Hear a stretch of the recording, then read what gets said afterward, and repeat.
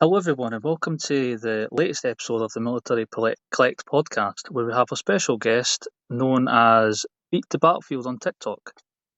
His name is Martin, and I'll let him introduce himself to you. Hello, everyone. So, yes, the whole purpose of Beat2Battlefield is I've been a tour guide for nearly 20 odd years. During the COVID times, TikTok came along, and it was a wonderful way of showing the history of the First and Second World War, and just telling the stories of some of the millions of men who have gone before us, really. We've seen that you've started a project called TikTok Tommies. Can you tell us a wee bit more behind the whole project itself? Well, basically, because there's 1.2 million graves all over the world, and from the tiniest little cemeteries all over the United Kingdom to tiny little churchyards all over the world, you come across these Portland stone headstones, and it's just to tell those little stories behind them. So through the channel, I often get a lot of people ask me about their relatives, and with the wonders of the internet, it's quite easy to find and locate their relative and give them the best that I can for them. Over the past 20 years, I've been doing military genealogy. That was one of my first jobs when I left school. So it's built up over that 20 years. Sometimes family legends come into play, and it's just giving that little bit of closure. I mean, when a family legend comes in and you can stand on the ground or just remotely research that person's history, there are so many photographs of actual soldiers. I mean, I recently read one where the daughter, gosh, she's 98 years old, never met her father, and we managed to find a photograph of him that she never knew she had. So TikTok Tommy's project is a personal thing for people who want to research their relatives who lived or served or died during the First and Second World War, and then just generally on the day-to-day wandering around, find a Commonwealth War grave and try and just tell that little bit of the story behind them, or perhaps a set of medals like yourselves do. Some wonderful bits you've had, and I know I've done a bit of research from there, and you do some quite good research yourself. So it's just giving that. We have this platform for TikTok. The average attention span is about 7 minutes. Sorry, 7 minutes, 7 seconds. And if you can grab someone, and even like a younger generation, come forward, doing battlefield tour guiding for mainly school groups for nearly 20 odd years. If you have a coach load of 50 and just one of them walks away, picks up a book about the First World War, we're carrying it on for the next generation. Now, you were mentioning there now about you were talking about some of our videos as well. Thanks very much for saying that. We've done a good job with the research and that, but I think that you knock out the park when it comes to research, because one of the groups that we shared was belonging to a chap called Oliver Carter of the Liverpool Regiment. You managed to find a photo of him. I've been researching this guy for a wee while now. I've had this set for, I'll say, at least 5 years, and I've never once found a photo of him, but straight away you found one like that. How are you able to find the images? It's multiple platforms. I highly recommend the British Newspaper Archives. It's about £50 a year, but it's worth its weight. It really is, because you can do a direct search, even if you're looking for entire regiments. You can put the battalion details in, even service numbers. Find it from there. One that I'm using quite a bit at the moment is Find a Grave. I'm currently on the Somme at the moment, and I've been to about 10 cemeteries today, and there's families been requesting photographs of their graves, so we've been finding them there.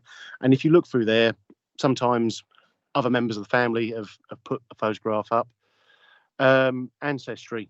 There are so many public trees out there, and it's an amazing thing, just an amazing thing to do. So there's so many interlocking things, especially pre-COVID. I mean, I'd researched my family tree, and then obviously in the tedium and the boredom, I sort of went a little bit deeper down the rabbit hole to find any other relatives. I went from having 5 relatives who served during the First World War down to 20. So it's just basically up to 20. It's basically using as many different things. So Find a Grave, Ancestry, the newspaper archives, even local village war memorials. There's so many people out there doing these little projects, these individual projects for their own towns. I mean, I was thinking about yourselves today because I've just been up to Highwood, and there's the Glasgow battalion who went into Highwood, were completely cut down, and outside of it is a cairn. Each stone represents 164 men who went into that wood and didn't come out. And the top of it is a Glasgow cobble, and it's the actual height of the average height of the men 5'7" who went through there. It's sorry, I'm completely detracted from that, but yeah, there are so many things on the internet now. When I first started doing this 20 odd years ago, you'd have to go to the archives in Kew, roll through microfiche and try and find that little word, and you could miss it quite easily. But now you have everything at the touch of a button, and it's amazing. It's just ploughing away and just trying to find what it is. And all the time we're learning. There's new archives out there. The Australian troops, their memorial is absolutely amazing, because when a soldier got wounded, they'd obviously the Red Cross would often ask them about their people they'd seen who died, and just trying to confirm how these blokes died. And we can narrow down to within about 30 metres of where these blokes have died, how they've died, and you can tell tales from there. I mean, this TikTok Tommy's project, I've had people from all over the world come forward and ask us, especially from yourselves up in the north. Many Scots went off to Canada and Australia, and it's just bringing all that back, those little bits of history. It's fair enough you mentioned the Glasgow Battalion. I'm assuming it's the 9th Battalion, Glasgow Highlanders you're referring to. Well, oddly enough, Darrell's great-great-grandfather served with the 9th Battalion, and he was unfortunately killed while serving with them. Oh. He died in Monte in France. He was fighting the Germans next to a railway line, and he got hit by an artillery shell. Blimey. And where he's buried is apparently right near enough where he died.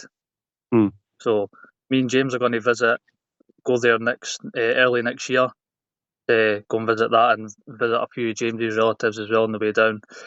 But I'm looking forward to going down there and just being where if that all happened.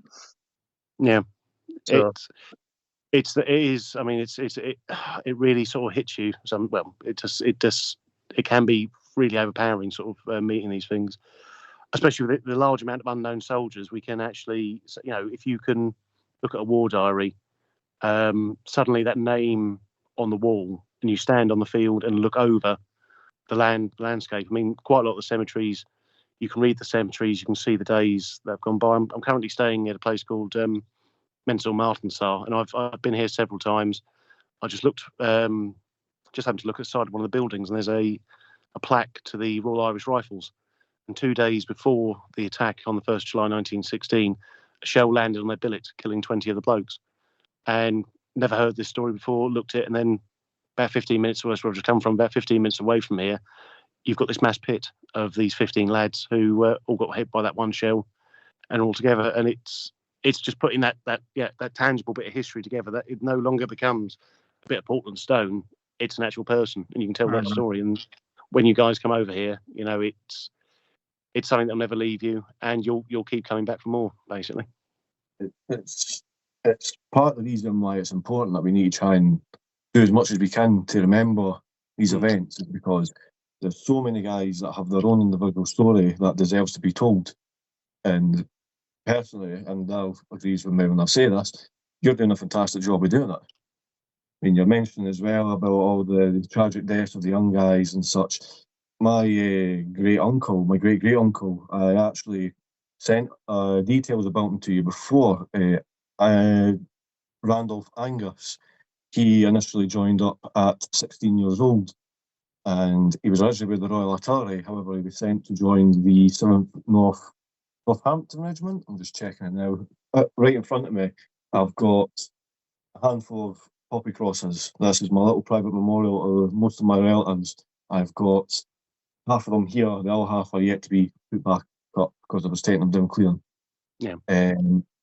Randolph Angus, he was sent with the 7th Battalion, and he was unfortunately killed at the Battle of the Somme, and his body was now recovered, and he was 18 years old when he was killed. He's been robbed of everything. Like at the moment, myself and Darrell, we're 26. Darrell's now a father. He recently became a father. And unfortunately, Randolph has been robbed of all these experiences. He hasn't had the chance to start a family, he's had a chance to possibly set up his own business, to visit places, to buy his own home. He was still living with his parents at the time. He was a sheep farmer by trade, and his whole experience of life it was just totally robbed just because of the current situation at the time. It's that generational thing. I mean, where I've been bringing young people over here for donkey's years, and quite often we'll go to Ypres and we'll stand at the grave of Valentine Strudwick, who was 15. And you stand there by that grave. It's the most visited grave on the Western Front, more or less. And you stand there, and we have kids who are just within that age bracket of them. But it's to tell that story, that one man.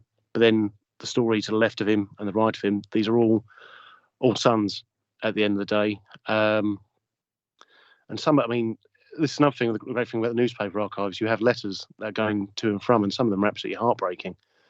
Some of them are quite hilarious, actually. One newspaper article I was just looking up recently, they've received a report that the bloke had died, and 2 weeks later he turned up in his hometown asking, "Oh, where's money gone?" basically.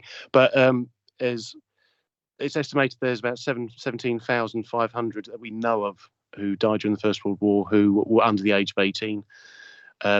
Early part of the war, you couldn't serve abroad until you were 19, and then that obviously went down by about 1916 to 18 years old. But they didn't have the records we did, and you've got to imagine there wasn't a teenage period of it. You literally left school, went to work, went to graft.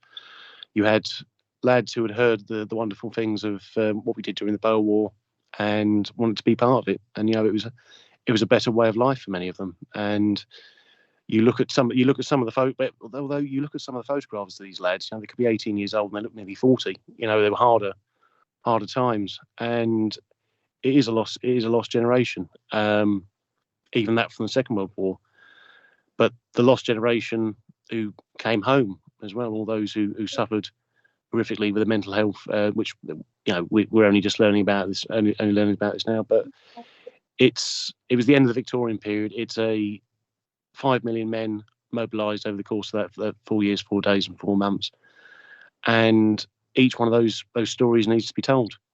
And some of them aren't. We're not talking about men who died bravely in battle. We're talking about Joe Bloggs on the street, that lad who left their village probably the first time and only time they ever went abroad. It's something that we've got to keep. 110 years later. I mean, I first started doing living history when I was 15 years old, dressed up in the khaki uniform of the Middlesex Regiment, and did not nearly 15 years of it. And I mean, I look back at it now. When I was 23, I was the average age of a soldier who died during the First World War.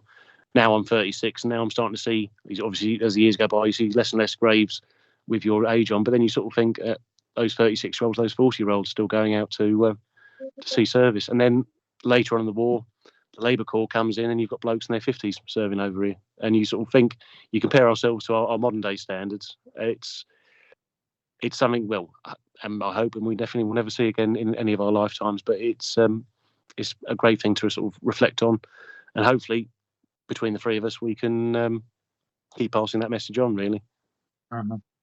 You mentioned earlier as well, if one younger generation gets hooked becomes interested in the whole subject, you consider that as an achievement. Yeah. I can sort of relate to this because I did have a slight interest in it going back as a child, because my dad, he collected military, not to the same extent as me, but he had the odd bits and bobs in that. There's not many 5-year-olds in Scotland that knew how to strip a German Kar-98 and put it all back together and clean it. There's a field in front of my house with a railway line going along it, and my dad's got, well, he did have, I've got now, an original First World War German steel helmet. I used to go out and play with that. I was wearing it, and in one of our recent videos I shared that, and I mentioned that one of the liner fittings on the back of the helmet is worn away because of old age. I might have played a role in that. I might have worn it a little bit because of me pretending I was in the trenches. But again, fast forward to high school now, we used to have a history teacher, and he was absolutely phenomenal because he was a big military collector as well, and he used to bring in all these items from his collection, and his name was Mr. Gray. And one day we went into class, and there we go, right on the table is a First World War Lee Enfield SMLE, and he's showing you how to take it apart, how did they clean it, how would they fire it, explaining to us about what the mad minute was, and it got everybody's attention straight away as soon as you see it, because you think he's got a gun, he's got a rifle in the school, so immediately it catches your attention because it explains it more people are becoming interested, and before you know it, there was loads of us asking, well, what did the Germans use? What did the French use? Did everybody use this? Was there other type of weapons that we used? What was the type of hand grenades that we used? It's all these little things that can spark an interest, and before you know it, these kids that are wanting to go away, start their own collections, starts researching their family, want to find out more about their family, and before you know it, they could be on social media sharing multiple stories. That's the way forward. I mean, I've got to say, I mean, I'm figures too short planks. I'm an ambidextrous dyslexic. I can write bugger all with both hands, but my interest started from both my granddads. I mean, my dad is quite old, and his dad was quite old. In fact, my dad is one of 14. His eldest was born in 1923. He was born in 1947.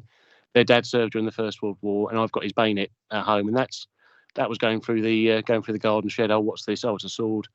Ran in the back ran the back of the house, and my granddad who'd come round for dinner from my mum's side goes, oh, that's Lee Enfield bayonet, because I come from Enfield. You know, we all know what they are, kill people all over the world. But and then he started telling me about his stories of the Second World War, and then I was hooked.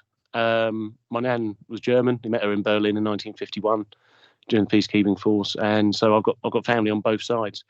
But it's dragging those kids in. I mean, I'll tell you what, we can have the most horrific naughty child in a classroom.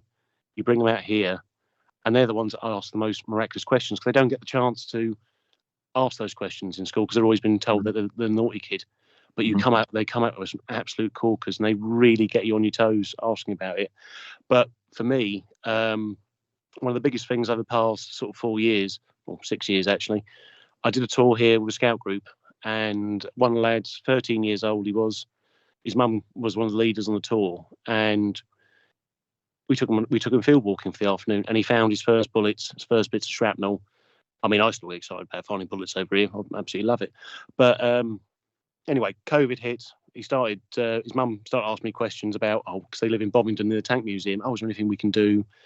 This young lad built an Anderson shelter in his back garden, and he lived in it for 3 months to raise money for the Dorset Air Ambulance. Anyway, I digress. That lad now is one of my secondary tour guides. He's been doing it since he was 16. He loves the subject, and last month he was parading in front of the King, because he's now Grenadier Guardsman, and it's that little bit of sowing that seed. So, I mean, I'm nearly 40 now, and it'll get to the point where I'll be too old to come over here. But then we've got a new generation doing it. I mean, I was a very young tour guide, 17 years old, started doing it over here, and most of the guides were all retired colonels, and it was literally dead man's shoes. But eventually, they'll die out. I mean, in my lifetime, I met the last two First World War veterans. I've seen them go, and we're all going to see the Second World War veterans go. And then before you know it, Korea, and then it's even you look at those blokes, the Falklands. They're old boys now, and it's trying to keep the flame alive, so wars don't happen in the future, basically. I see. That's what me and James are starting a new series called Veterans Voice.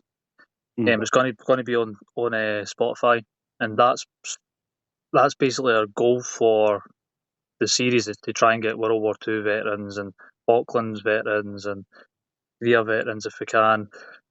If we can get them before they get older than they already are, we can preserve their stories so the younger generation can learn from it and try and get them hooked on more on the history part of it all as well.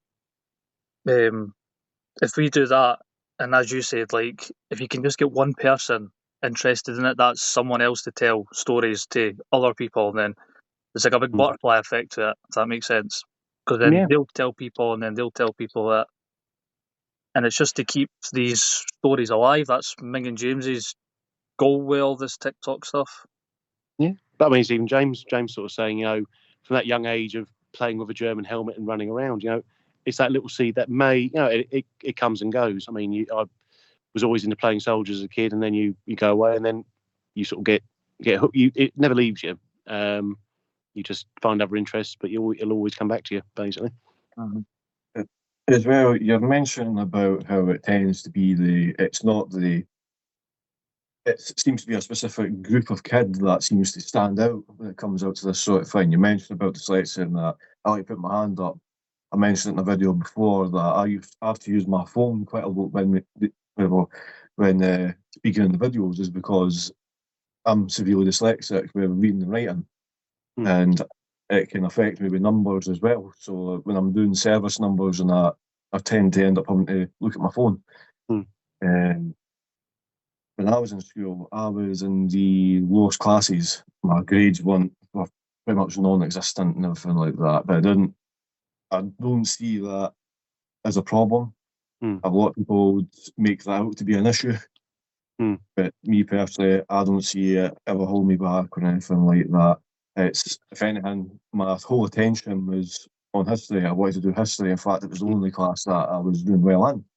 Yeah. I was setting hires for that. Unfortunately, because of medical issues, I missed quite a lot of it at the time. So as soon as I left, I started working, got in the trades, got myself a trade, then started working for a company. I started developing my skills of researching, started getting interested in that, met up with a guy called Ash on Instagram. We ended up forming Military Collect. A few years down the line, Darryl asked if he could join. I've known Darryl since high school. Because of me doing my family research, that caused him to become interested and do his family research. That's him now hooked on the line, and that's him now joined with us. It's just all these little things. And this thing that sort of snowballs. Yeah. I mean, you should never see any. I mean, I always often get people who go, "Oh, I'm dyslexic, I can't do anything." No, that's just laziness. Right. You find your plus.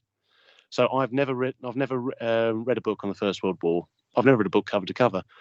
I just find little facts. Yeah, and that's the amazing thing about TikTok. You can put a 60-second video together about that little fact from there. And yes, I've always got to have notes there. But I mean, I couldn't write at school, which was horrific. But I can retain a bit of information and I can tell a story. And what I couldn't write, I could present from there. And that's sort of what really built my basis of tour guiding on. And I mean, it's like the First World War. As you say, you've got to have notes because things are so bloody vast. At the end of the day, you've got to try to remember every single fact. I mean, I would, it is weird how those little things sort of stick with you. I mean, I get horrific anxiety every time I'm standing in front of a coach of 40-odd kids. These are dead eyes looking at you, and then suddenly it's like a switch goes on, and I'm stood there at a cemetery, and that's the kids really do help you along, because otherwise, doing tour guiding for God knows how long, you turn into the tape player mode, and to have one of the kids challenge you, ask you a different question, and if you don't know the answer, you'll find it out from them because it builds on your knowledge at the end of the day, and that's why kids are great for these sort of things. Except for when you're taking field walking over here, and you give them the briefing that if you find anything, if it's anything bigger than your fist, give us a call over, make sure it's not live. I've had several kids over the years pick up hand grenades. They just pick them up and go, "What's this?" And it just, I haven't lost a kid yet. Nearly blown myself up a couple of times, but no, I've never lost a kid yet. Wanted to lose a couple, but yeah,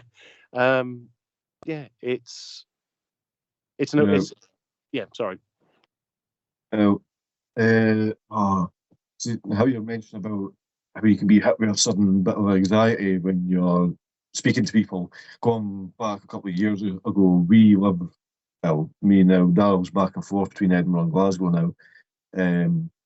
We live right next to Craigmillar Castle. I don't know if you know of it. Yeah. I went up there to do some photography, some of the medieval items that I have in the collection, a couple of axe heads, brooches, and so on. And I was in the Great Hall in the castle, and as I've got everything set up, I've had to take everything out, had to lay it all out on the little table that I had with me, And I've started taking my photos and that, and you've got the tourists coming in, and they're all looking at you. That as they all started staring at me, I had that small bit of anxiety, thinking, "Oh, right, it's what they're thinking. Oh, I bet they're thinking this. How are they going to react?" Just all these thoughts in my head. But then somebody started asking me questions. I prefer it when people just engage and ask questions, and all of a sudden that anxiety just disappears. And I found myself talking about each individual item for about an hour with all these different people. And it was quite funny because the woman that served me at the main gate, she was now checking people's tickets as I was leaving. She says to me, "Oh, how was your photography going?" I went, "Brilliant, I got some lovely photos." She went, "Oh, that's great. We also got a very nice compliment." I went, "Did you?" She went, "Yes." And we got told how lovely the staff member was for showing off the castle's collection. Brilliant. I says, "Oh, well, if you're ever looking for somebody to do that sort of thing, I'd be more than willing to do it." That'll go back to me, though. Yeah. Oh, well. So, going back also to what you were saying, how you had family on both sides of the war. We recently found out Daryl's got a strange surname. It's not common to find here in Scotland, and I don't think it's common in England either. We found out that he's actually a descendant of a German as well. Is it your great great great grandfather that was from Germany? Aye. So I always knew that my family came from Germany, like what I've been told to like my granddad and stuff, but they didn't actually know when like the person came over. His name was Frederick. He came over in the mid 1800s, and it was looking into that. It was cool because I always did know when someone came over, but I didn't know when. I didn't know who. And then just looking into the family research to find that out was amazing because it's like I can pinpoint exactly when they came over, who it was, his kids, and then it was his kids. So the person who died in France, I was telling you about earlier, actually his son who died in France. That's my great great grandfather. He died in France, and that's what got me hooked on all of this stuff. Like I was always interested in it before, but not to the extent I am now. Because after finding that out, I was like, I want to know more.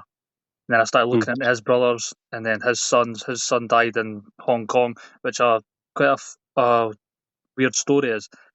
I'll let James explain that to you about Ming and your uncle serving basically with each other. So me and Darryl have been, well, best friends for I would say around about what, well over 10 years now. Aye. And 12, 14 years now. We've known each other throughout the whole high school. We only found out a couple of months ago that both our uncles served with each other in the same battalion and the same company for the 2nd Battalion Royal Scots in Hong Kong.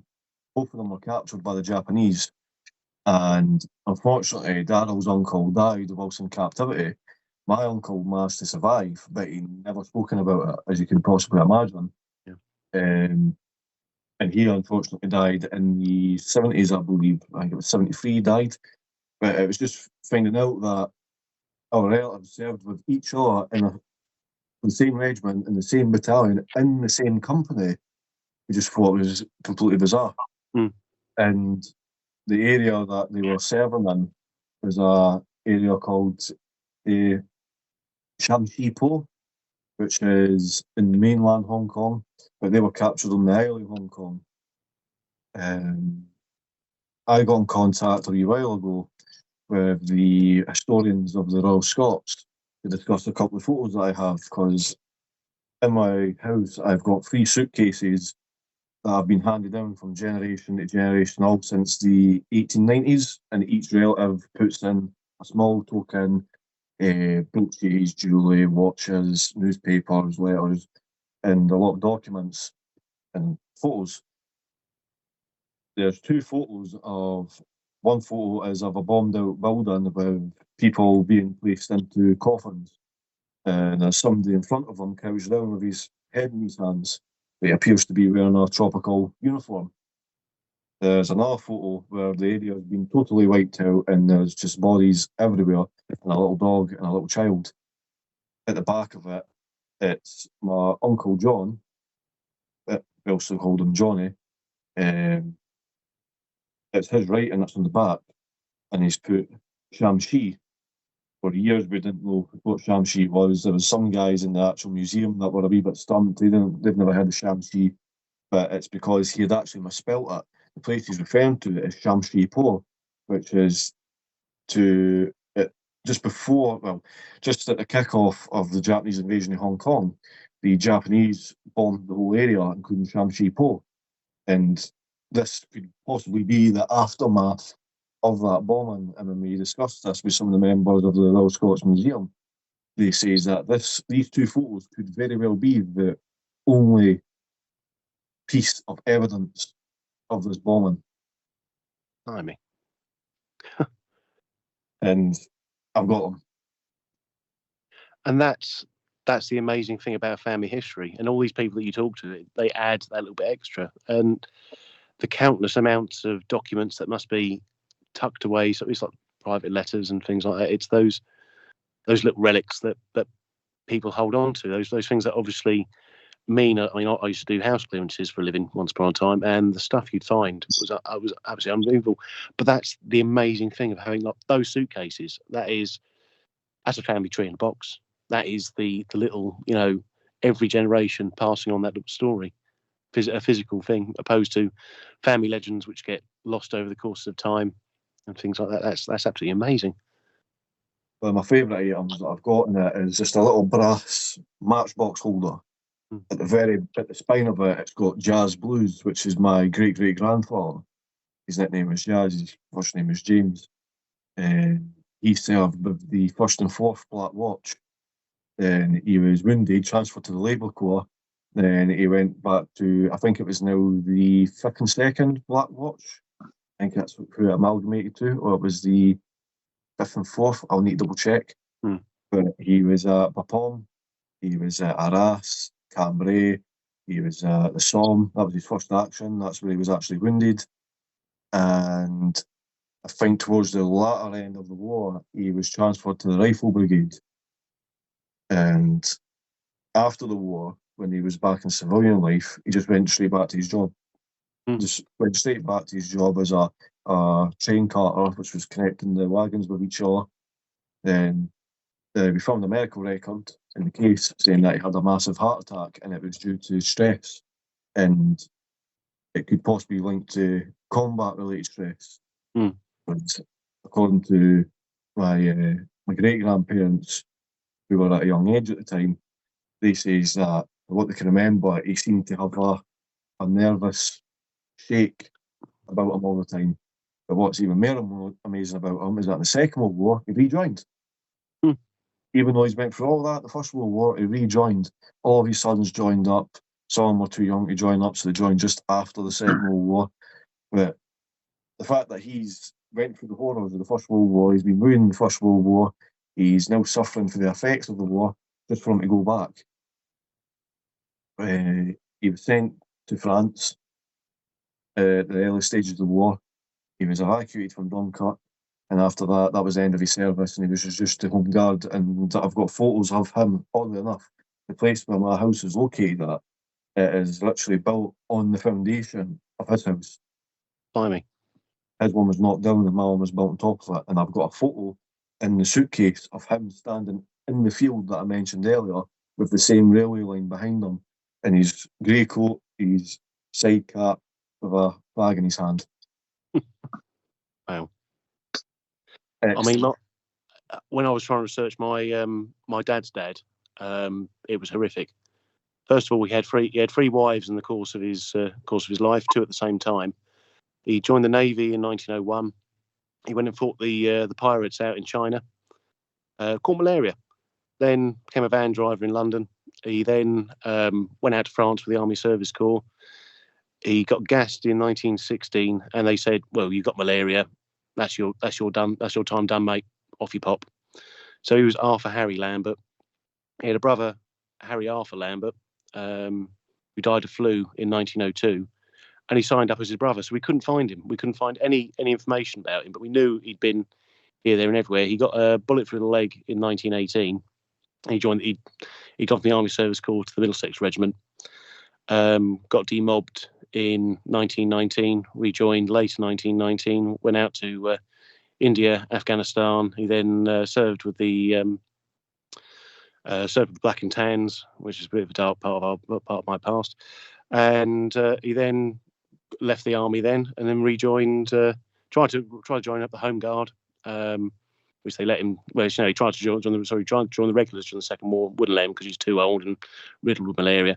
And he joined the Home Guard. Died in 1954, and 3 wives and 13 kids. He was a busy old boy. But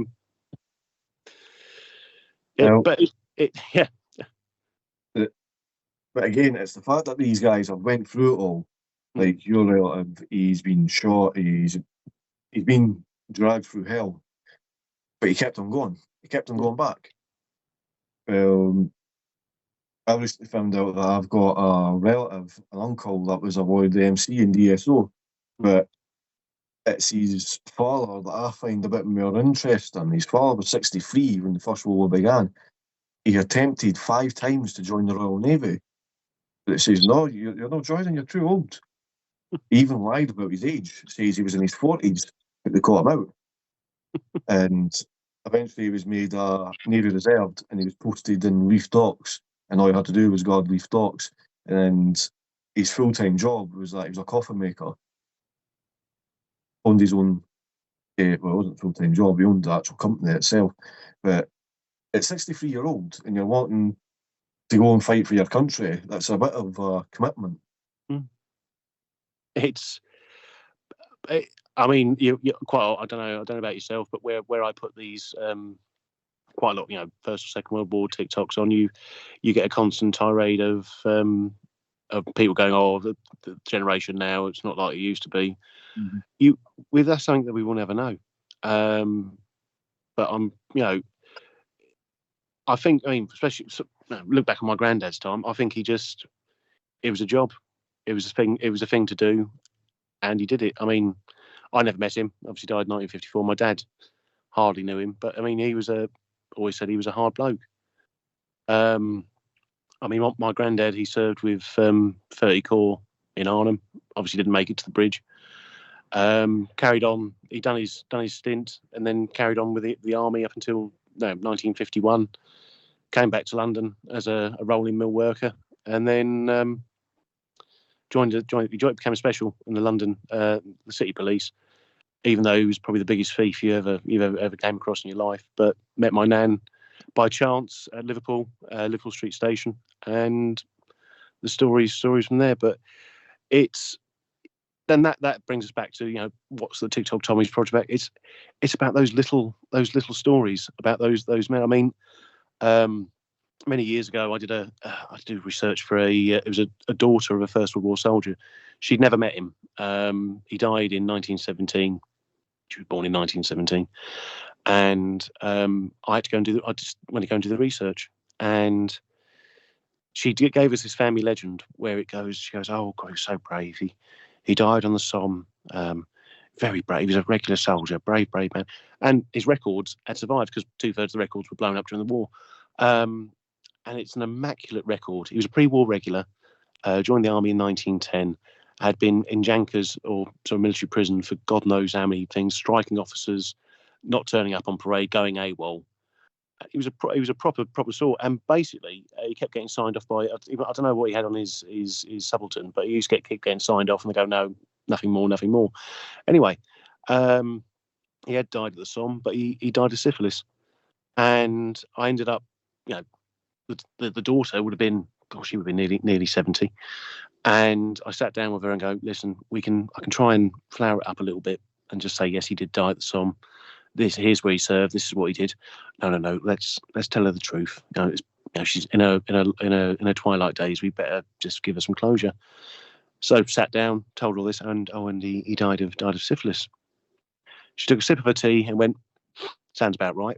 It's each of these blokes. I mean, there are hundreds of stories I could tell you. I mean, I found a found a death plaque in a charity shop, and it was £4. It had drill holes all the way through it. And back in those days, you could pick up death plaques for £20. Now you're looking best part of 100. And I never researched it, put it in the drawer, and transpires this bloke. He died on the Somme, but he's on the Arras Memorial. And I just really couldn't work it out. And what happened is he was a jack of all. He was a bit of a jack the lad. They went swimming in the River Somme because it was Royal Horse Artillery, and they were warring the horses. And there's all the reports from the officers going, because this bloke died, he drowned. It basically, the story goes that he was dicking around, and they all thought he was dicking around, but he was in fact actually drowning. He got dragged off by the tide. And there's all these officers covering their asses going, no, we told them if they can't swim, don't go into the deep end there. And his body was eventually found in the Arras area, and he's buried in Arras. The thing is with the British Army, it's not all heroes, not all Victoria Cross winners. It's men from different walks of life. You've got your rogues, you've got your criminals, you've got your loving husbands, you've got your adulterers and things like that. And you think of the people obviously still see the propaganda. These brave men going here, there, and everywhere.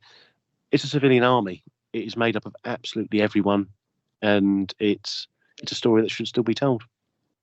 Now, you can anyone can look into their family history, and you can find all these colourful characters.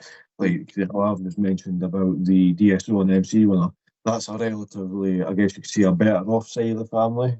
They all had their own businesses. They're all well educated. Now, if you look at the other side of the family, these were all sheep farmers, marketers, railwaymen, shipbuilders, and one of the guys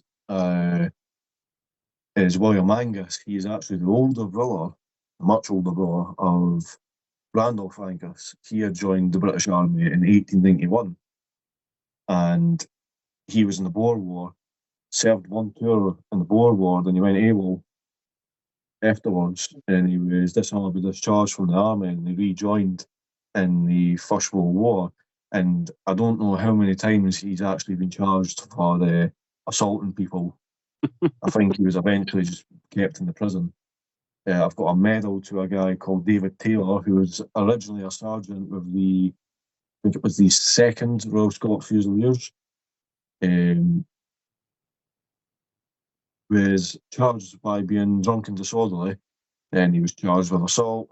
Then he was charged for being a day late, for returning back to his barracks. He was then again charged with assault. Then he was again charged for being drunk on duty. And he was again charged by assault, this time supposedly punching a senior NCO in the face after receiving a mouthful from him. He was maybe getting sent to prison, but because being the start of the Somme, they couldn't send men away. They needed every man that they could. And unfortunately, David was killed at the Somme. His body was never recovered. My great uncle, Charles Edward Stewart, not to be confused with Bonnie Prince Charlie. He was a career soldier. He was in the Boer War. He was with the 1st Battalion, the Black Watch. He was with the 1st Battalion in the First World War as well. I've got a photo of him. He's a big, huge, broad-chested soldier chap. His hands are like bear paws, just big shovelly hands. And when you look at the photo of him, it's nothing but pure authority. He oozes authority off of him. And he was unfortunately killed in the second wave at the Battle of Avars. He was killed during that. And there's all these different characters that served in the First World War, and it's just trying to highlight as many stories as possible. Like, again, I've got a set of medals to a guy who was in the Horse Artillery also. I've even got his stirrups. He was arrested because he was late rejoining his company after he was married. He came home, got married, went back, but he was late on returning. So he was told that you'll be serving time doing hard labour for the remainder of the war. The war lasted one more day. Jeez. So he was got off pretty lightly. But I suppose it's, if you look in the sort of the history of the Victoria Cross winners, majority of them are the eldest son of a family of a single mother. So it's that sort of that looking after and caring for people, and living a hard life, which carries it on from there. And majority of blokes then did have a hard life. We sort of said about there was no teenage years. They just basically went straight out to work, and it's a wonderful melting pot to sort of really look into. And it's amazing that you've got when you can look at a photograph. I mean, even today, it's when you sort of saying from like the early start of this chat, how I find photographs, and it really does sort of it blows me over when you can stand next to a grave and show someone the photograph that goes with that man there, and he sort of suddenly comes to life. I mean, there's Edward Dyer, who's a VC winner, was wounded in 1915, and he died here on the Somme in September 1916. And we have a recording of him singing "Here We Are Again," and that I always, every time we go to his grave, we play it, and it's eerie that you're listening to a soldier who died in the First World War. That's incredible. I've got a wee quick question I'd like to ask you. I've got a wee list of questions here, but I think my notebook is getting chucked out the window because now you've just opened up a full tin of worms here. You were saying that you do the tours and everything like that. What would you say is your favourite site that you do your tours on? Oh, that's a big question. That really is. Gomcourt Cemetery on the Somme, because you can stand there at the edge of the cemetery, and you're looking over the battlefield where Noel Chavasse, the one of only 3 blokes to earn the double VC, that's where he got his first action. You can actually stand and look beyond the cemetery walls. That's a personal one for me. If I'm going to take anywhere, we mainly do the area around Ypres, and I take the kids to a railway cutting where in 2007 we located the body of a Northumberland Fusilier, and I could stand. It was an old railway, and there's a gap in the railway which has been left as it was, and we stand there, and I can tell them where we found this body, and then we walk up to Tynecott Cemetery and we find him. So that's a personal thing from there. There's 101 different places. I mean, recently I've started touring out in Eastern Europe, around Poland and Germany. There is no favourite. Everywhere is something new and amazing. In the past month, I've been to Ordos-sur-Glane, where the That's Right division killed 642 of the civilians, and that's an eerie place to go to. That's a life-changing place to go to. I stood on the docks at Saint-Nazaire where the commandos came in with that raid in 1942, and you can walk around the streets, and you start to sort of that boy's own sort of memory starts coming into. Although I must say, my favourite place that I've ever tour guided as a guilty little pleasure was staying in Colditz. It's a youth hostel now, and you stay in the old German barracks, and it's an eerie, weird place to be. But it's just, as you say, it's like reading Commando comics. Or the old war films you used to watch on a Sunday afternoon. It just puts that into that little sort of like guilty pleasure to go and stay there and pretend you're trying to escape from it.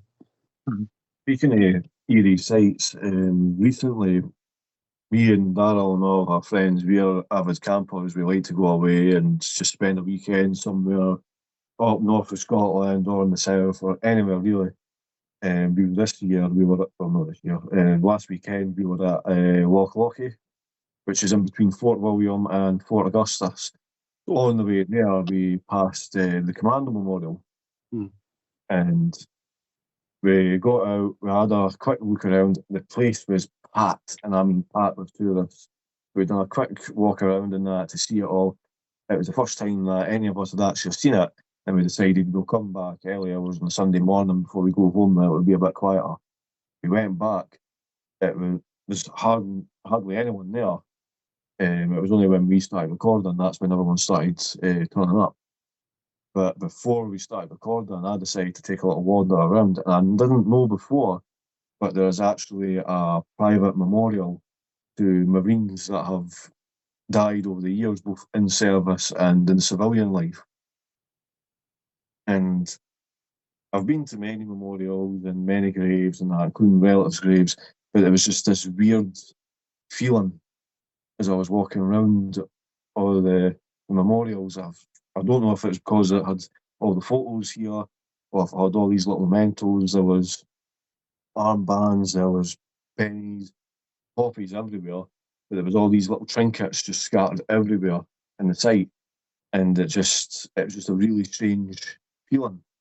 There was even a couple of names that we'd recognised from doing videos in the past, and yeah, it was just a strange experience. It just there's no really any way to describe it. It just felt strange. So it's just one of those things that you have to be there to experience it. Mm-hmm. I mean, I had an experience early in the year when I went. Well, actually, no, early last year, I went to Stalag 3, the site of the Great Escape, and that's one thing for any listeners. Please download the app Traces of War, and it's an interactive map which will show you all war sites, graves in your local area. And I just went there on my own. Found Stalag 3 in the middle of this wood, and it's covered by the woods now. But there's a memorial to the Harry Tunnel, and walked through the Harry Tunnel, and I was looking for this. There's a memorial that the 50 lads who were executed, that the rest of the people in the camp built it for them, and their ashes were placed in there. And I just found myself, right, I know it's around here somewhere, and walking through this wood, and I'm walking through the same wood that those blokes charged through to try and get themselves home, to have that home run. And suddenly, before I know it, I'm walking into the back of the memorial where those 50 blokes would have been. I mean, since then, their bodies been moved to Poznan, and then the next trip went to Poznan and saw their graves there. I mean, I do tours. I mean, I officially can't do tours of concentration camps. Well, I can't do Auschwitz, but I've taken some groups to Dachau, Sachsenhausen, and there's a little, very very small interest. I mean, it's mostly for the schools when they're carrying the Holocaust. So back to the old German connection. My Nan's uncle was put in Dachau in 1934 for 6 months for refusing to salute Hitler, and that's that sort of little family trait from there. But half my family were Polish Jews. Some were murdered at Belsen and Auschwitz. And to stand in Auschwitz, I've been there probably about 15 times, and every time it affects you something differently, and you find something new every time, because the blockhouses have each got a little individual display in, and that is another period of history which can never be forgotten. Mm-hmm. But then again, you stand, going back to the First World War, you go to St. Simeon Cemetery, and you stand at the grave of John Parr, 4th Battalion, D Company, Middlesex, who was the first man to be killed in the British Army. And then there's the Canadian Elliot just opposite him, who was the last man there. And that's an eerie sort of site, but it's High Wood as well as a very eerie place. Even Devil's Wood on the Somme gives it Deville Wood, but then called Devil's Wood. And you walk through there at a certain time of year, and the mist is coming off the grass, and you can just see the trenches inside the wood, and you think of the men of the South Africans who were completely decimated there.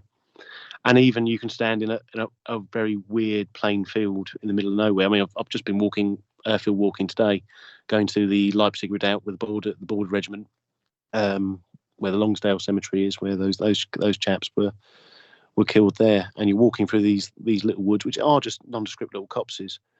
But once you learn that little bit of history behind it, it sort of starts to bring the battlefield to life. Mm-hmm. It can be quite eerie when you're walking in the footsteps of people that have potentially died where you're standing. Like we've been to some of the other battlefields other than First World War. We've been to like Preston Pans, Battle of Preston Pans in the Jacobite Wars. I've been to Bannockburn, Stirling Bridge, Culloden. Even from your point of view, if you stand at Culloden and read out about that's another eerie place to sort of wander in the footsteps. All enough that we're speaking about Culloden, there was a captain in the 21st Regiment of Foot, I believe, that was at Culloden. His name is Captain Hunterston. He is actually one of my uncles.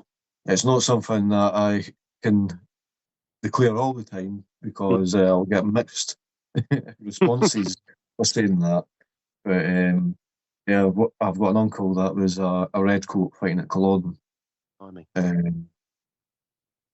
But he supposedly may have been at Preston Pans as well, because if I'm right in saying, the 21st Regiment Foot, Royal Scot Fusiliers, was also at Preston Pans. So there's a chance that he could have been there also, but it's not something that I've looked more in depth to as of yet.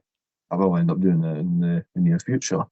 But it's being able to go to these sites and you're seeing the effects of it. Like if you go to Stirling Castle, for example, if you look at the main entrance, you see all these impacts on the ramparts, on the turrets, these musket impacts, the cannon impacts, and it just reflects, it's just the scars of its past. You know that something's happened to you, death's happened to you, the future of a nation or the world has been decided directly on these spots, and you're standing right here and you're looking at it. It's just an experience that people should take part in.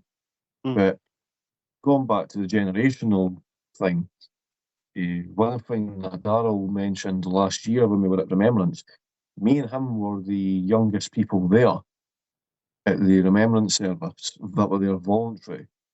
They obviously had kids there as well, but they were most likely with their parents. But there was barely any teenagers there that weren't with their parents. We had actually ex-forces coming up to us wanting to shake our hands to say thanks for coming out, when really it should be the other way about.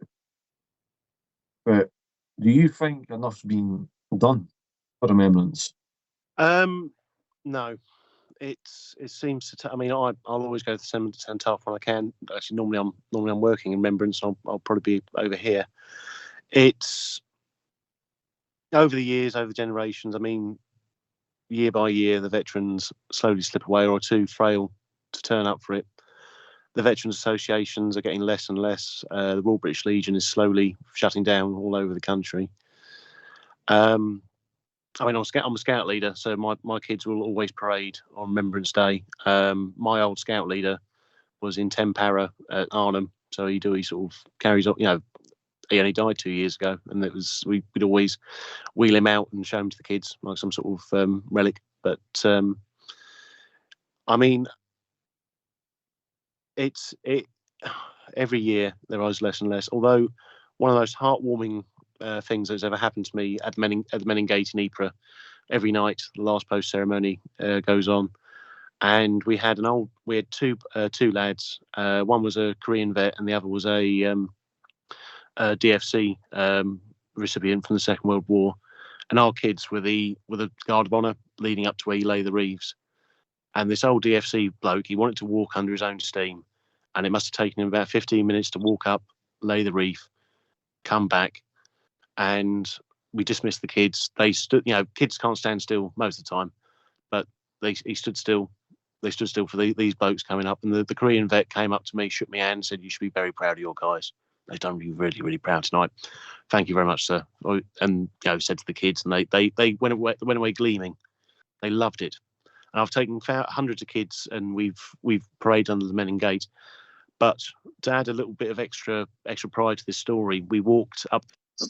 You were saying, Martin, about your two kids at Main Gate. Oh yes, sorry. So basically, we wandered back. The kids are in uniform, full uniform, walking up the square at Ypres, and stuck in the doorway of one of the pubs is this Korean War veteran. Korean RAF veteran. And he calls us over, and he was a big old bruiser of a London boy, nose all across his face, and goes, "Your guys did you proud. How many have you got?" "Oh, we've got 15, boss." "Right, line them up." And we stood outside an ice cream shop, and that veteran bought every single one of those guys an ice cream. Now, it's the carrot and the donkey sort of thing, but that memory will stick with those guys for the rest of their lives. And I still see some of those kids to this day. I mean, they've all got kids themselves, and they still remember that one veteran who bought them an ice cream. it's just little things like that. I mean, we had an interaction at the last remembrance that I don't think we'll ever forget about. We decided to take a little walk to the National Museum in Scotland to visit Daniel Laidlaw's VC medal group. On the way there, we bumped into an old Argyll Sutherland Highlander who I think was a veteran of Aden. And as we were chatting away with him, he's 2 seconds in my face. Sutherland tits up there. I've got a cat, he doesn't like being alone. Go then. There we go. Right, so as I was saying, so we met this old Argyll Southern Highlander. He was in Aden. We didn't ask him what battalion he was with, but since he was in Aden, I'm going to assume that he was with Mad Mitch. I'm a big fan of Mad Mitch, so immediately I was kind of fanboying a wee bit. But as we chatted away, we all, what an absolute character, yeah, man. We've walked towards him. First thing he says, at the service today, were we, boys? And we were. We know, very good. I'm very happy to see that the younger generation are taking the time out their day to come down and just pay their respects. Nothing but sheer respect to the Perrys. He says to them, well, where is it you're off to now? He says, I'm away back up the road. Now, he told us the place, but we're not going to mention the place.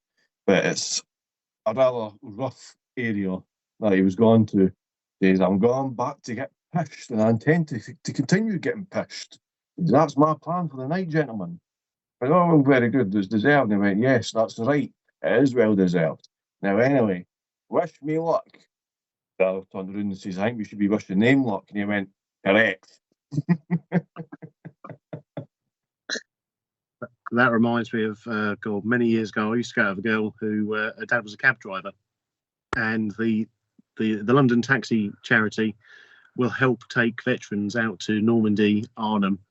This is about 10 years ago, and this lad, he'd lost his leg, but it wasn't during Arnhem. But he obviously was being wheeled around in a wheelchair, and the ex-father-in-law, as he was at the time, said, "Oh, I've got a spare seat. Do you want to come along?" Last minute, because one of the veterans had passed away, so I was like, "Yeah, I'll jump in." And I'm stuck there with these two Arnhem veterans, and I was literally like this bloke's carer. And all these blokes want to do is they want to sit in the bar near the Hartenstein Hotel and have a bevy.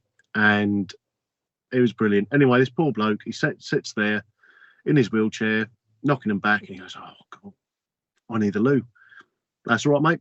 I'll help you out." Wheeled him through, did his business, came back, sat down, and then 15 minutes later, he goes, "Oh, bugger, I've broken the seal." "It's all right, mate. I will wheel you there all night long." No, don't worry about that. "Steve, pass us that vase." And he just literally had this vase underneath the table all evening. And he was just sat this one-legged Arnhem veteran. And they are, I mean, they are, as we were talking about, that old generation, they've still got it. They are some of the most sharpest, wittiest people you ever meet. They've had hard times, and they will, they're an absolute joy to be around. I also remember, crikey, so it would have been, I think it was 2012. No, it wasn't even 2012. It was like 2008.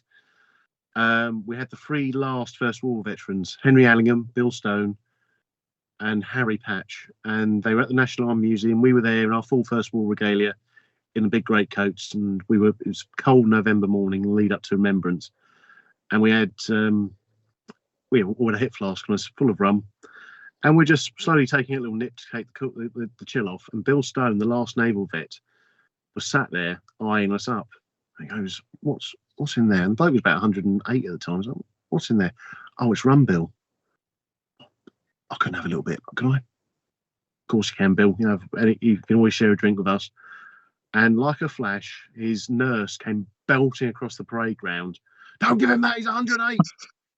He took his nip. Looks at her and went, "That." Bless you, Bill. Bless you. Oh, the bevy. Yeah, but a generation that's sadly slipping away, and hopefully, those younger generations, and we'll take it on, and hopefully we won't have younger generations of soldiers coming back. But there's a big call for it. I mean, I was in Edinburgh not too long ago, and obviously there's at the bottom of the Royal Mile, you've got the Army Convalescent Home just down there, and a wonderful charity to still try and help those chaps out and chapesses. We were actually there not that long ago. Mm. We were there handing out flyers for the Veterans Voice. We were in contact with one of the heads up in the offices, and they were kind enough to accept some of our flyers. We've got some distributed there, and the branch in Dundee. Here's a little piece of Edinburgh history that you might like. It ties in with the building and in the First World War. That building there, the residence, there's a little workshop in front of the residence that was open specifically for Poppy Scotland. That was the first poppy factory in Scotland, and it was opened by Lady Haig. And there's a photograph of her somewhere online, standing at the front of it with all the women volunteers wearing their poppies and cutting the ribbon, officially opening it. Wow. And there's no plaque to commemorate it. There's nothing there to say this is the first factory in Scotland that created the poppy. There's nothing like that. People go past it every single day and don't even look at it. They just say, oh, building, shed, wow. Yeah. And but that's also, I mean, that you could quite easily put on Traces of War, and you could tell that story, and that's the great thing about that interactive app.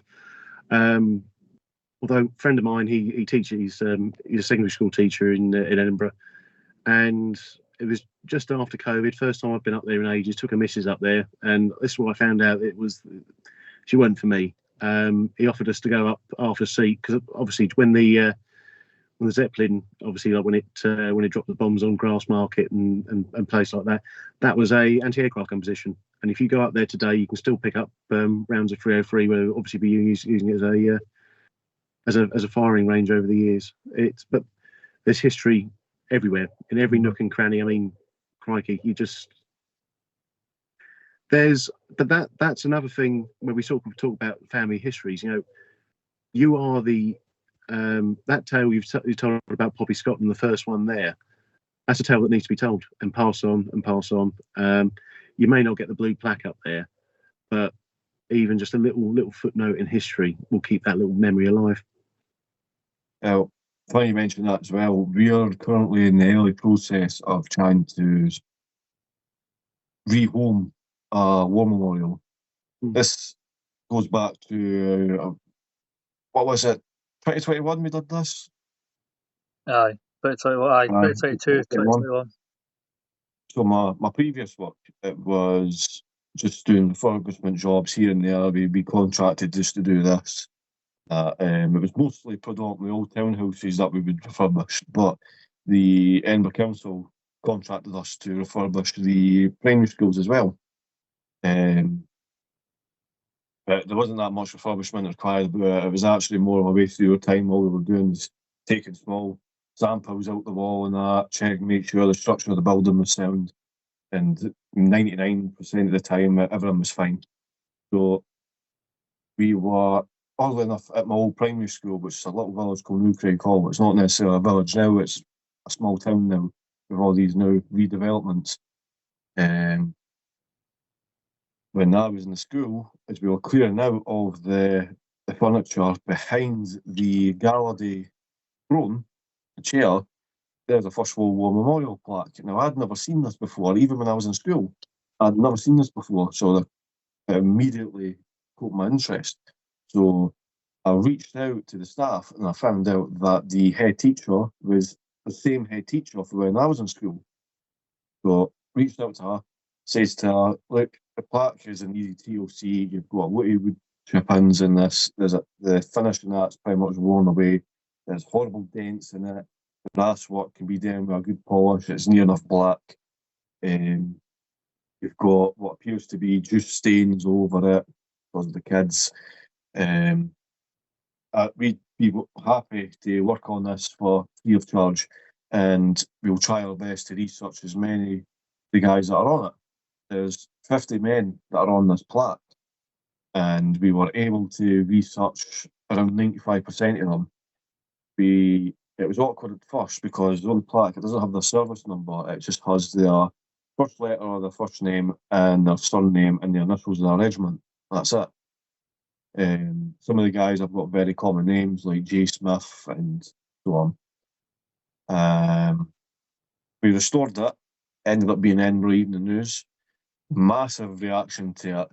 We made a deal with the school saying our only condition is that they were to erect it in the school. They say, right, fine, that's fine, we'll do that. It hasn't been erected, it's back in the spot that I found it, behind the chair. And it's annoyed quite a lot of people. It's really annoyed myself, of course, and Darryl, because we've worked on it. We've done it free of charge. They're basically doing the total opposite of what we were trying to do. We were trying to restore it. We were trying to let people know it's here, because there's people in the village to this day that have relatives on that, because we recognised a lot of the surnames. I've even got an uncle that's on it, which I didn't know about. And yeah, they've basically given us a cold shoulder. They don't really say anything about it now. We've contacted the local historian. He's not very happy about it. There's guys from regiment museums that are obviously not very happy about it. So what we're thinking about doing, once the platform's got a bit bigger, we're going to use that as our voice to try and make more awareness to this. Hopefully at some stage, get ownership of it and build a sort of mausoleum. Try and raise funds to build a sort of mausoleum in the area, or something for it to be placed in, and for everybody in the community to see it and have all the research all the way around it, so everyone can see, right, this is so and so, he was killed at the train disaster, Gretna. This chap here, he was unfortunately buried alive as a member of the tunneling companies. Just all these different stories that deserve to be brought to light. Because at the end of the day, there's 50 names on this. New Craig Hall is that we'll be able to support, is such a small place. It's amazing that 50 men from this small, tiny area have been killed.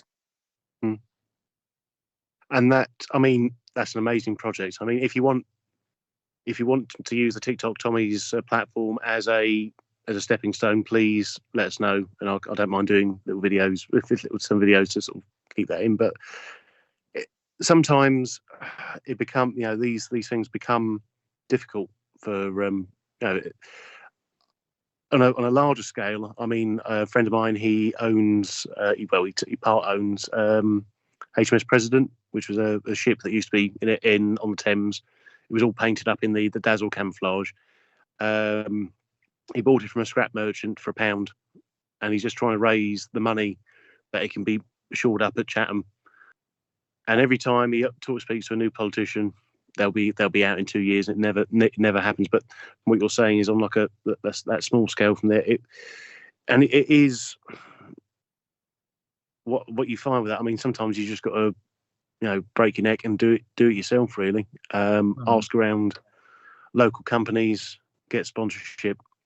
And the only major plan is getting land off people. But you can always, there's ways and means. Sometimes you just got to sort of go above people's heads and just crack on and do it, really. But as you say, that small village with 50 lads, and you've obviously mentioned Quince Hill. That was that I found mind blowing when you go to that memorial there, and not one of those blokes got a medal because they didn't do a long enough service for them to warrant it, and it's madness. We were recently at the memorial service for the disaster. There's 3 guys that are on the memorial in the cemetery that was on the plaque in New Craig Hall that we restored. And whilst we were there paying our respects, we noticed that there was an elderly woman there in a wheelchair, and she was clutching this photo of a lone soldier. As it turns out, it was her father that was killed in the disaster. Bloody hell. So, I could be wrong here actually, because no, it must have been her grandfather actually, because I don't think she was old enough to fit that area. But it was a relative. must have been her grandfather, because she was a very elderly woman. She was wheelchair bound. She couldn't hardly speak, so it could have very well possibly have been her father, but we didn't really ask the question. We did find out though that was her relative. Mhm.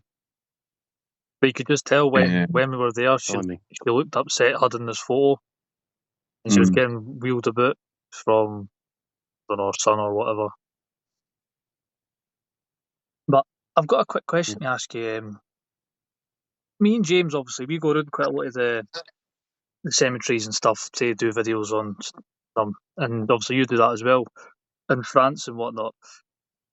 Do you find that all the graves that you come across are in good condition, or is there any that are in particular bad condition? Or So that, I mean, I do quite a few in the UK as well, and it's a question that's always asked, even when I film them. So you'll see a lot of dirty headstones, and that can't be. Oh, for fuck. Oh, there we go. Back again.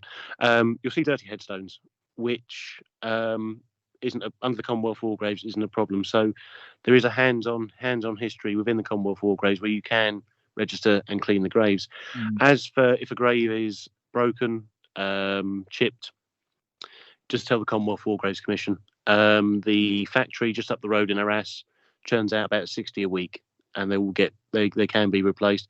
It's not Portland stone anymore; it is marble, which lasts longer. And obviously, some parts of Scotland they're granite as well, so they last even longer than that. But no, in general, the graves are always well kept. The only place where the graves aren't particularly well kept, but it's there for a reason, is there's two places: Villers-Bretonneux, which is just near Amiens, which is a big Australian memorial.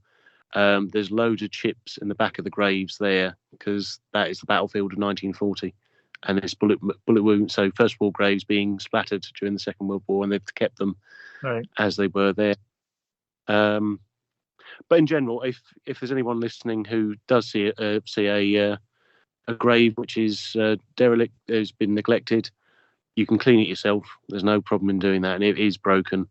It does come under the council. However, just speak to the Commonwealth War Graves Commission, and they'll work on it from there. Recently, well, every weekend if we're both free and we've got the time for it, we tend to go out and visit as many graveyards as we can. We've got a handful of medals. Daryl's recently just picked up a set of medals. He's just popped his cherry when it comes to collecting. Going down. There's a Warrington Edinburgh guy who's actually just buried not far from where we stay. So we'll be visiting there shortly. We were going around all these different cemeteries and that, and we've noticed that there was actually quite a few of the Commonwealth War Graves where the writing is pretty much gone. We have reported them, but it seems to fell on deaf ears. No response, nothing. I have asked the question of the Commonwealth War Graves, and it is because there's 1.2 million graves. There is a backlog. So I wouldn't. Once it gets registered with them, it sits in their pile. But they're working from the bottom of the pile, working up. I mean, there was one of my my work. I'm a police officer by trade, and our war memorial to the blokes who died. There's a chap who earned the but it's not on his grave. And I joined the service in 2009. I put that paperwork in as soon as I found it, and it was 2017 they finally put the on there. So there's a fair old backlog. So it's not so much deaf ears. There's just a lot of paperwork in the way. Right. Also, you were saying there as well about the councils in Edinburgh at the moment. It's particularly bad with the older cemeteries because a lot of them have now just been left to be taken over by nature for new wilding projects. We've noticed that there's lots of Commonwealth war graves that have been left in these cemeteries as well that are totally overgrown, and some of them. Before we started up on the TikTok, there was one in particular grave that I found that actually had a pile of wooden logs stacked on top of it, actually covering the headstone that had been left by Edinburgh Council. we were contacted by Edinburgh Council. We explained the situation to them. They say they'll send somebody out whenever they can to clear it. 3 months went by, not a soul had been to it. So eventually we went back to it, cleared it ourselves, made sure the area was tidy. There was other ones where they were actually worse. So we've seen ones that have had rubbish bins located right next to them that have been knocked over, rubbish over the grave. Some that have just been totally left. So do you say that the councils should take more of a responsibility and working closely with the Commonwealth War Graves to make sure that these graves specifically should be better tended to? Definitely, but yeah. So if it's in a council cemetery, it's up to the council to keep them well tended to. I mean, in London we have several of these. We have like Brompton Cemetery. We have these large cemeteries which have now been turned into public parks, and you've got those massive mausoleums to Victorians that are falling apart. However, like gleaming little beacons, you always see the Commonwealth War graves, and they're always mowed around. So yeah, you've got to. That's a council problem. Got to jump on them with that, or just take it upon yourself. There's New Southgate Cemetery, which I've got to go back to when I go home. There's a couple of RAF graves which are completely covered in ivy, and I'm going to go and hack away at them and get them gleaming away. It's a from point to point, from cemetery to cemetery, really. And it does take a community to sort this out, really. It's that's why the hands-on project with Commonwealth War Graves started just at the start of COVID, which it didn't really sort of take off from there, but it's taking on upon yourselves to do it, really. There are, I mean, if you look on TikTok, there are several blokes who go and do it out of their own steam. Quite a few veterans go and do it as part of their service. Mm-hmm. And we have recently, with my scouts and my police cadets, we've taken them to we've got a memorial in our local town to 40 who died during the Blitz, and they're hasn't been looked after the council for years. So we go up there, we clean it once a year, and it gives them a bit of a sense of pride. And we've actually started researching where they're all Enfield civilians who died, and even to the point of trying to work with a local history group to get like a little plaque put out outside every house to say this is who lived here and this is who died during that Blitz, because we're now coming up to the 80th anniversaries of those battles. It's kind of relates with us as well, because recently we discovered that there's a tomb smack bang in the centre of the area that we stay in. The area that we stay in is an area named Nidri. It's got a very, it's a colourful record that was in the news last year for a bunch of yobs being, arseholes.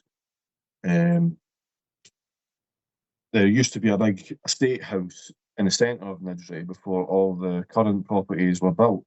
And I think the only other building here on that was a farmhouse back 100 years ago. The family that owned the land was a family with the surname Walkup. That's why there's a few areas here named after the Walkups. The last Walkup was a major in the Black Watch.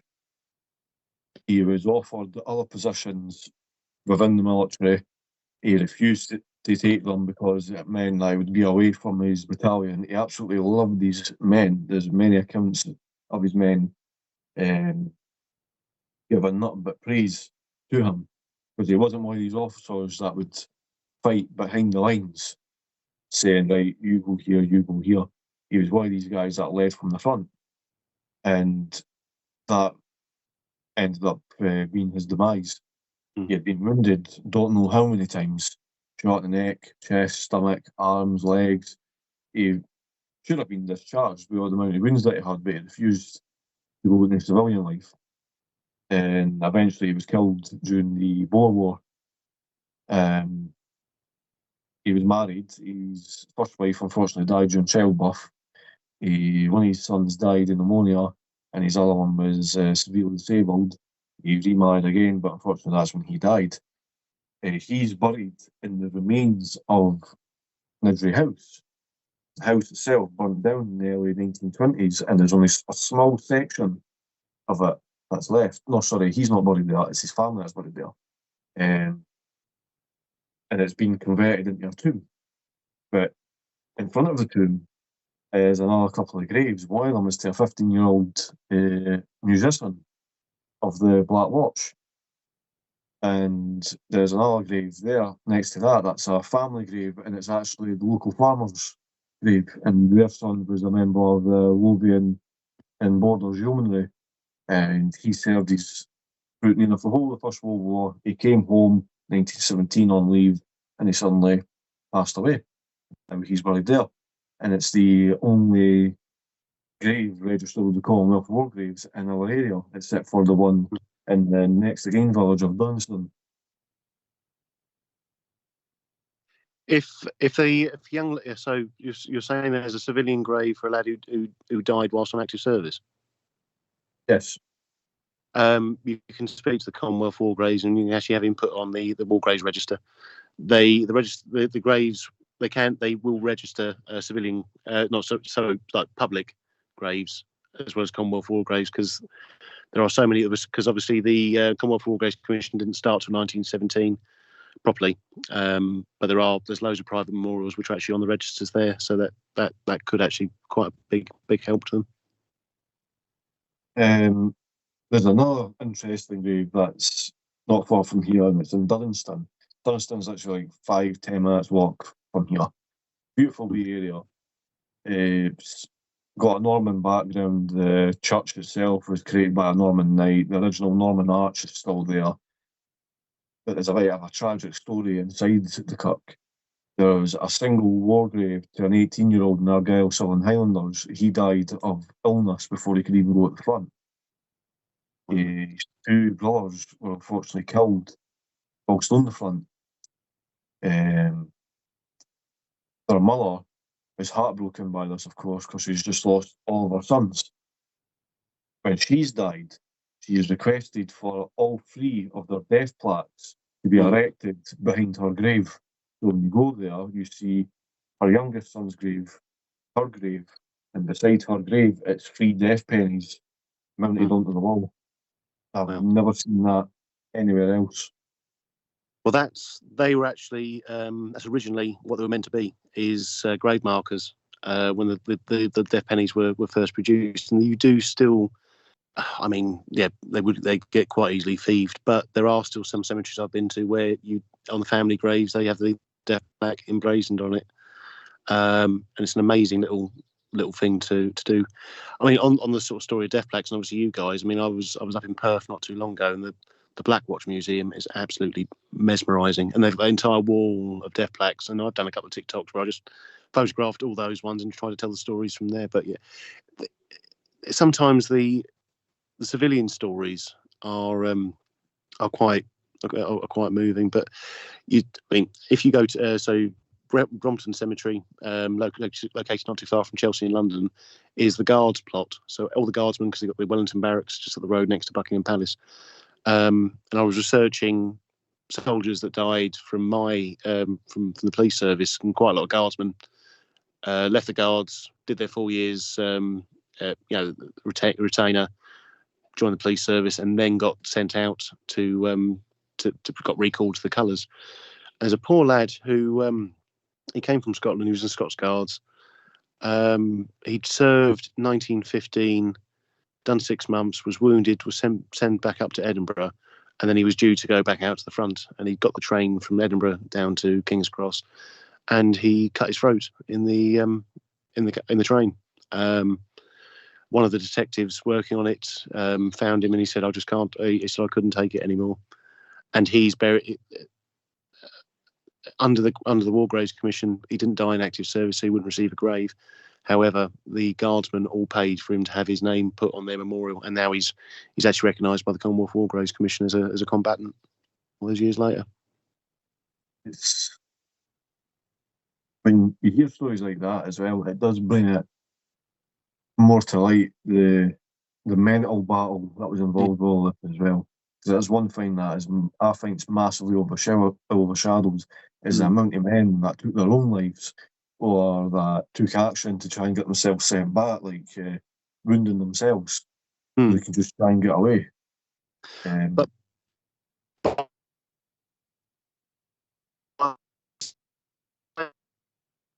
token that the suicide. Some people say that it because I also suffer through the job that I do. I suffer from PTSD, and that was actually one of my saving graces when I was doing my recovery. Was actually researching soldiers of the First World War. But the suicide rate went down because they believed that the men had something to work for, had something to take away their minds from it. But then, of course, after the war, you've got so many different things that have caused problems and issues that it skyrockets from there. That's another thing I do for the newspaper archives, because of course even attempting to commit suicide back in the old days was a crime. And you read the stories and the testimonies, and you hear stories of blokes with temporary, what do they call it? Temporary insanity or unsound mind, and that's their that's the diagnosis. And of course, as the war progresses, shell shock it becomes an actual term that can be used. But you research these soldiers. I mean, newspaper archives are absolutely amazing for those sort of things. And you can almost sometimes pinpoint, not just the one event, there's several events that led to it. And then obviously there's the 325 men who were executed for various offences. And that's always a remarkable thing. Many of them were suffering from shell shock, but we don't do an entire blanket with that, because many of them were actually shot for crimes they would have been hung for in Civvy Street. But yeah, it's a dark trail you can take, but it's sometimes because there are accounts of them over here in France on the Somme, and I've been to several of the graves, and it's just a case of thinking, that strikes you a little bit more, because you stand by that grave and you go, what were you going through, mate? What was the catalyst? And it could be anything. It's not just the simple shell shock. There's an account of one chap who was left-handed, and he couldn't use a rifle, and he felt so bad for that he took his own life. And it also brings you on to why did the Samaritans start? It was actually because a young girl got her period and she didn't know what it was. She thought it was something wrong with her, so she topped herself. And then that's how Samaritans started, from that one little event from there. And you've got to try and ask yourself the question: at what point? Because shell shock or PTSD isn't a new thing. You could probably go back to Roman soldiers who were suffering from it. But at what point did we turn a corner and go, God, this can't be right? Because it even brings us back to our original sort of starting point, where it was a harder generation, and many of them just zipped it up.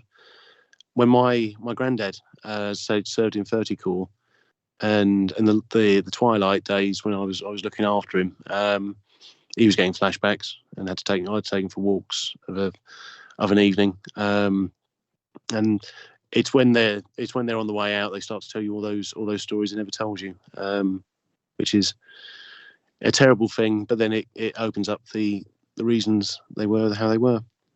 I don't know. Right, as well, there's gone back to what I said earlier about people walking back and forth past areas of historical interest and not paying any real attention to it. Craig Lockhart, the building that's now used by Napier University, that played a huge role in the medical research for shell shock and PTSD during the First World War. A lot of the guys were instituted there during it, and there's loads of horror stories coming out there. But at one point as well, there was two of the most famous poets of the First World War there at the same time, Sigrid Sassoon and Wilfred Owen. And there's accounts of them going out, walking around the streets of Edinburgh, taking trips up Carlton Hill, and that's where the two of them became very close with one another during their time there. But they were sent for two different reasons. Wilfred Owen was actually sent because he was beginning to show signs that he was suffering. Sigrid Sassoon was sent because he was becoming a nuisance. Yeah. His commanding officers just basically created this false claim saying he's away with the fairies. So he got punted there. I mean, there's when I was dealing with my PTSD,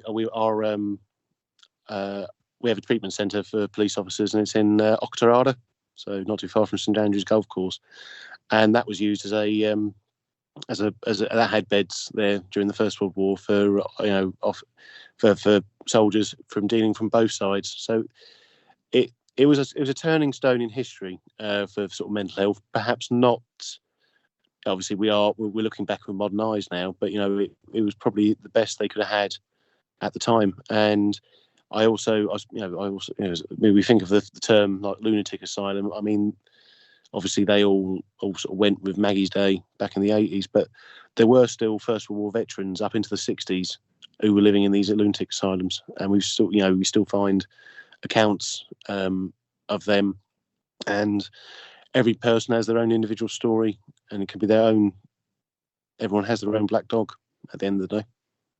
It's funny that you mentioned about the lunatic asylums. My grandmother, I don't know all the details behind the story or anything like that, but you've actually just reminded me of this story. I got told this many years ago from my dad that she used to work in a lunatic asylum, and one of the patients she had to look after was a First World War veteran, oddly enough that you mentioned that. And she used to say the man was totally fine. There was nothing wrong with him except for bright lights. If you were to go into a room and suddenly turn on lights, you have to warn him, right, I'm going to turn on the lights so he would cover his face.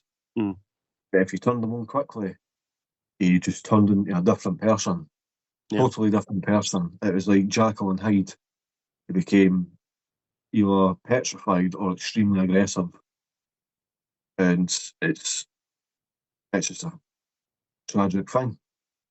But I mean, that's how they found Harry Patch at the end of the day.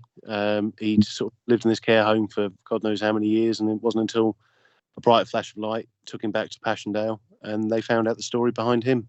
It's a weird old world. I mean, having worked on the battlefields for nearly 20 years, and obviously it's a big pilgrimage for veterans of all wars who come out to. And the Nightingale Project, an amazing project where they use archaeology to help soldiers recover, is an amazing thing to be part of. But the amount of veterans I meet who go to these pilgrimages to the Meningate, they'll have their sob. They're not sobbing for the guys in the First World War. They're sobbing for their own thing, and that becomes that central focus. And like the guy pissing in the vase, or your man going up the road to go and have a bevy. That sometimes that's their coping strategy. And I'll be honest, having been in the police service 15 years, it's changed a lot. And when we used to deal with fatalities all those years ago, we used to have the wet debrief afterwards to sort of talk our problems through, but we don't have that anymore. And sometimes that's a bad thing. On you go. I was saying about your tours as well. I've got a personal question to ask here. Because recently I've been saying this, I've been contemplating about taking up the tour guides. Because as Dad will tell you, as we're walking around Edinburgh, I'll suddenly stop him and I'll go, you know what that is? You know what that was built for? Do you know what this symbol here means? Do you know that over there, so-and-so killed this guy? Do you know over there, that's where so-and-so pissed up that wall? Just all these random facts. So how would somebody get involved with becoming a tour guide? What would the procedures be? Well, to be honest, I was quite lucky. I did my work experience with a Battlefield tour company, saw the inner workings, and I literally just became working over here. I just basically became a sole trader, and that's it really. I've got a permit to work in Europe, so I basically do it from there, and I do my own tax return. But I know Edinburgh, they'll jump on you like a stick, because obviously you'll got to be badged up. But if you're looking down the road of perhaps Battlefield tour guiding, or even just generally focusing on a particular thing, there is the Guild of Battlefield Guides. I've never completed it because I've just haven't had time to. It's a course, and you've got to do homework, and I've never had the time or inclination to do it. All the groups that I take are, because it's youth groups, Scout Association, and things like that. That's all just done by word of mouth. But anyone who wants to go forward and become a tour guide, do you know what? Being a tour guide is not difficult. You can remember the dates and things, but it's looking for those little individual bits.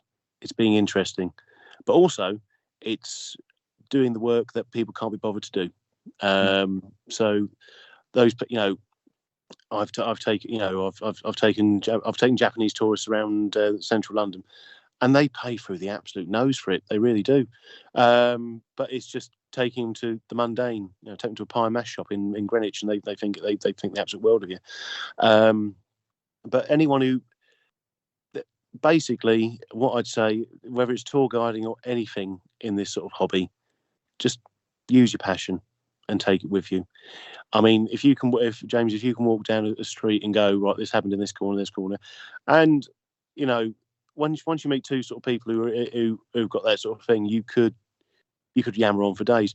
And I probably bore my missus everywhere. Actually, no, I've got a very supportive missus when it comes to these sort of things, because we took the Sprog over to Frankfurt last week, and they were just me stopping. Oh, this is that, that's that, and I sometimes feel myself going to a sort of tape player mode and going, oh, sorry, I really should be.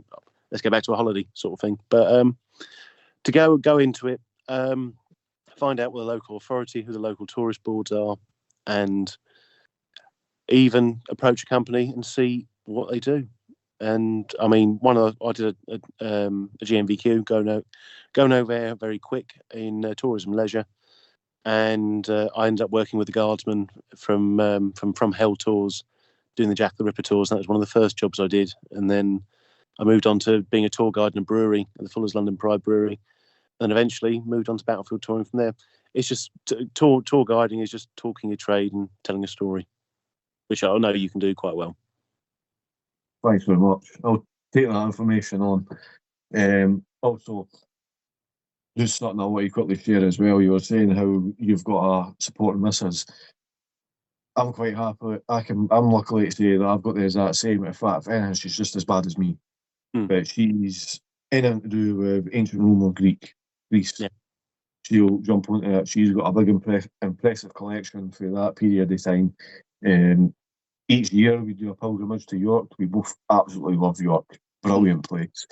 And as we're walking along, she'll go, that was built in so-and-so, Emperor so-and-so was doing here, this is when this region was here at this time, they moved to this direction. I'm basically being toured around York by her. Then a wee competition will start off between the two of us when we're walking in the streets, and I'll go, oh, do you know what Couplegate means? Do you know what Micklegate means? That means High Street in Old North. Gate means street in Old North, and it becomes a little competition between the two of us. Yeah. Brilliant. But we've been going on for an hour and 45 minutes now, and I just got another pop-up saying it was going to end in 15 minutes, so we should probably wrap up soon. We shall do. I've actually been invited next door to the, because I'm staying in a gypsy caravan at the moment, and the owners want me to go and watch I'll go and watch the last half of the France-Spain game, so that'll be quite good. All right. Do you want to give yourself a little outro, just your TikTok page and stuff? With the Beat2Battlefield TikTok, give us a follow, send us a private message. If you have any family who served or died during the First or Second World War, just drop us a message, and we'll try and locate them from there. Do it completely free, and it's just to basically pass on the message to those, and hopefully go on to further generations. And I hope that we can repeat something like this. If we can find a topic that we can just wander Miranda down, we can carry this on. But guys, good luck with your veterans project. If I find a spare veteran down the back of a sofa somewhere, I'll go and interview him for you. Okay. Definitely, man. That's brilliant. Thanks very much for that, and thanks for joining us for this episode. It's been a pleasure speaking to you. Take care, guys. Be lucky and stay safe. Take care. Cheers, man. Goodbye. Bye.